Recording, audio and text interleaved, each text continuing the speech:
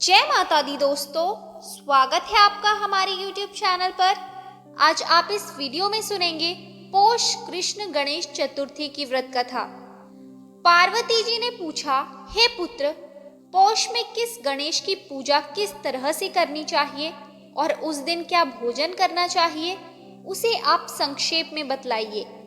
श्री गणेश जी ने कहा, हे महादेवी, पौष मास की चतुर्थी विघ्न विनाशिनी होती है। उसमें लंबोदर नामक गणेश की पूजा करके भोजन के रूप में केवल गोमूत्र ही पीना चाहिए।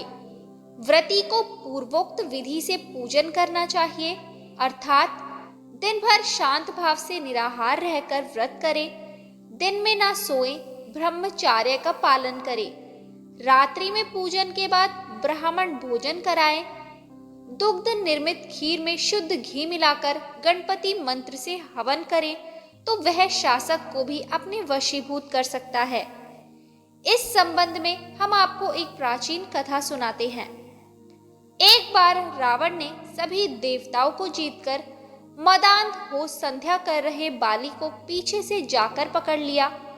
बलशाली बाली रावण को अपनी काख में दबाए हुए आकाश मार्ग द्वारा किष्किंधापुरी में आया और उस बंदी रावण को अपने पुत्र अंगद के लिए खिलौने के रूप में दे दिया।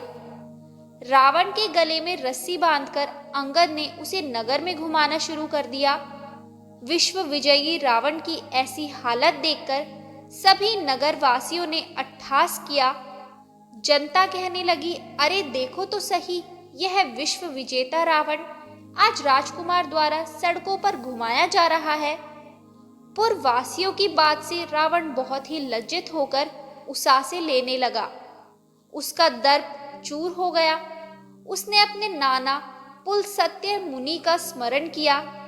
अपने नाती की दीन पुकार से मुनि को आश्चर्य हुआ कि उसके नाती की ऐसी दशा क्यों कर हुई।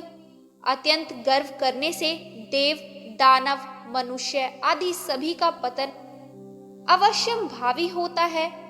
रावण के समीप आकर मुनि ने पूछा कि तुमने मुझे क्यों याद किया।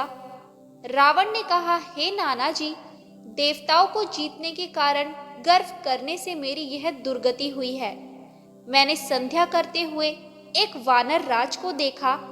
पश्चिमी महासागर के तट पर मैंने उसे पीछे से पकड़ने की चेष्टा की, परंतु मैं ही उसके द्वारा पकड़ लिया गया।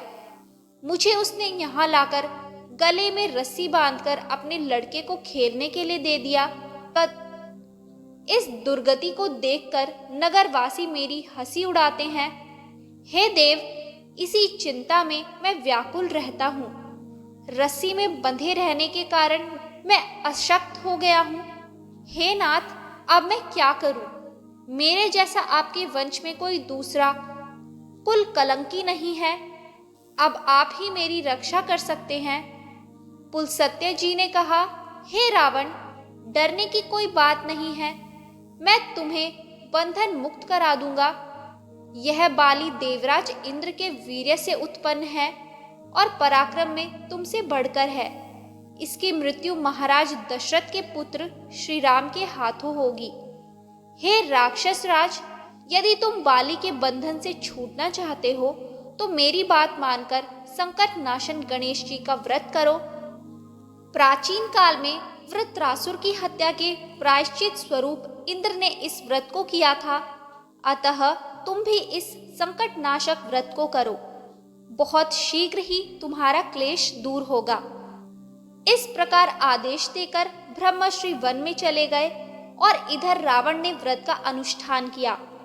हे देवी, इस व्रत के प्रभाव से रावण तत्काल ही बंधन रहित हो गया और सुख पूर्वक अपना राज्य करने लगा। भगवान कृष्ण कहते हैं कि हे युधिष्ठिर, आप भी इस व्रत को कीजिए। इस व्रत के प्रभाव से समर में समस्त शत्रुओं का संहार करके आप अपने उत्तम राज्य को प्राप्त करेंगे।